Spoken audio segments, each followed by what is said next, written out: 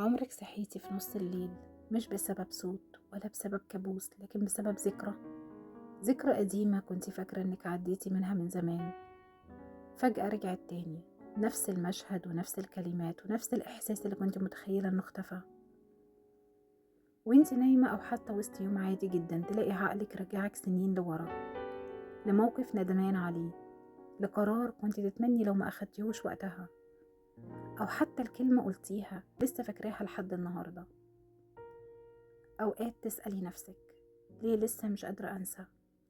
ليه كل ما أحاول أتجاوز برجع تاني لنفس المكان ونفس النقطة؟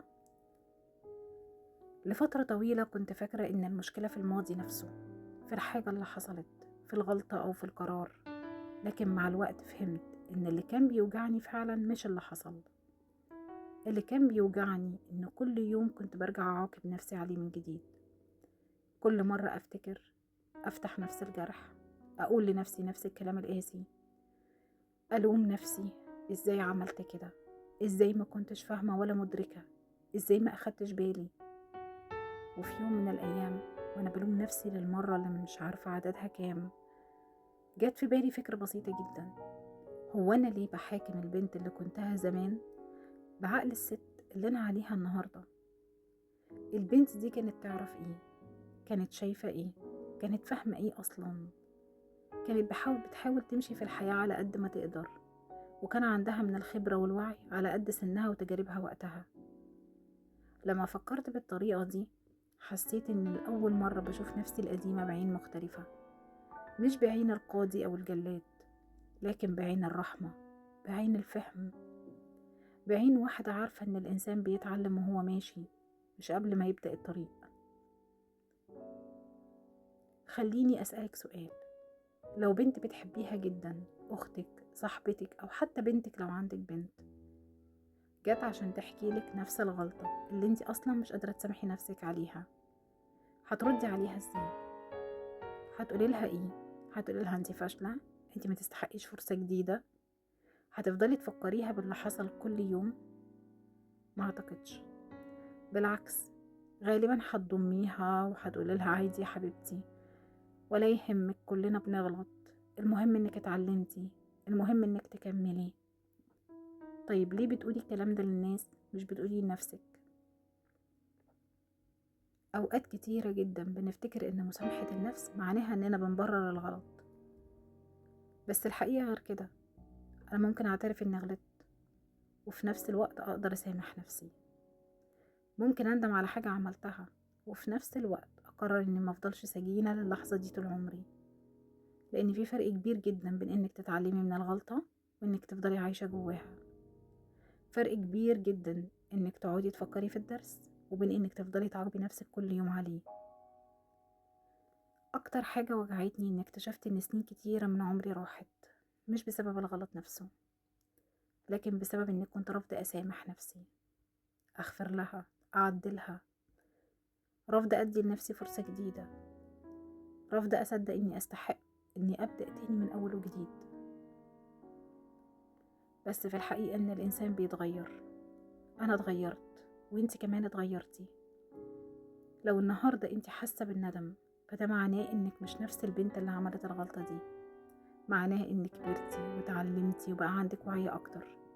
لان نفس الشخص ما بيندمش، لكن الشخص اللي اتطور هو اللي بيبص وراه وبيقول لنفسه ايوه انا دلوقتي فهمت، انا بعذر نفسي، انا ما كنتش فاهم وقتها.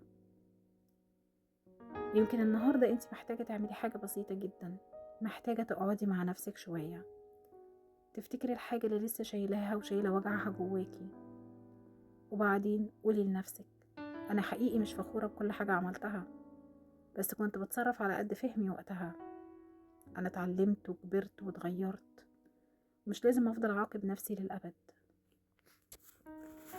حاولي تدي نفسك نفس الاحتواء والرحمة اللي بتديه للناس التانية، نفس الفرصة التانية. سامحي نفسك، لأن من أسوأ المشاعر هو الشعور بالندم. الشعور ده ممكن يوصلك لمرحلة غضب كبيرة من نفسك، يوصلك لمرحلة إنك ممكن تكرهي نفسك بسبب أخطاء عادية جدا ممكن يرتكبها آلاف من الناس. هتولد عندك للأسف مشاعر وكلام سلبي كتير، ولأن الكلام ده بيجيلك من أكتر إنسانة انت بتثقي فيها وفي كلامها، عارفاها كويس، عارفة ان الإنسانة دي مش بتضحك عليكي، فانت بتصدقي الكلام ده. الكلام ده هيأثر عليكي بشكل قوي في كل حاجة هتتعرضي لها في حياتك. في بنت ممكن تنهي الكارير بتاعها، أو تنهي علاقة، أو حتى هواية هي كانت بتعملها. بيوصلك لقناعة إن مفيش فايدة فيكي، وممكن تتخلي عن مبادئك الأساسية. للأسف ناس كتير مننا اتربت من صغرها إن الخطأ لا يغتفر، وإن اللي بتغلط لازم تتعاقب هي كمان، ومع العقاب بتاخدي كمان كلام سلبي، زي مثلا انت مفيش فايدة فيكي أو متنفعيش. انت بقى كبرتي وانت محتفظة بكل ده جواكي، وبدأتي تطبقيه على نفسك، وبقى عندك قناعة إن المفروض الإنسان السوي ما يغلطش. ممكن تكوني بترددي جواكي شعارات انت حافظاها، بس انت من جواكي بتنصفي الإنسان الكويس، وبتوصفيه إنه فعلا ما بيغلطش، ولو غلط لازم يتعاقب. الغلط نفسه ليه وظيفة، إننا نتعلم منه ونتطور عشان ما نكررش الغلط ده بشكل أكبر مرة تانية. مش معنى كلامي إننا نغلط أو نسيب نفسنا، لكن الغلط نفسه مطلوب منك بس إنك تعرفيه إنه غلط، وتقرري إنك ما تعمليش كده تاني. مجرد ما عملتي كده انت المفروض تفرحي بالغلطة اللي عملتيها، لأنك ساعتها هتقدري تكوني إنسانة منتجة وإيجابية، وهتقدري تطلعي لقدام. وعلى فكرة، الكلام ده ليه أصل في الدين. في الدين انت لو غلطتي غلطة وقررتي انك مش هتعملي كده تاني، الغلطة دي بتتحول لحسنات. الغلطة دي نفسها ممكن تكون سبب في دخولك الجنة، لأنها بتقربك من ربنا أكتر.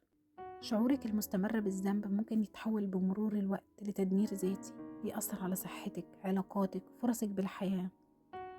رفضك لإنسانيتك وبشريتك بيولد شعور جواكي بعدم استحقاق السعادة والوفرة. كمان لو حواليكي ناس ممكن تستخدم سلاح الذنب للتلاعب بيكي والتحكم في مشاعرك وتصرفاتك.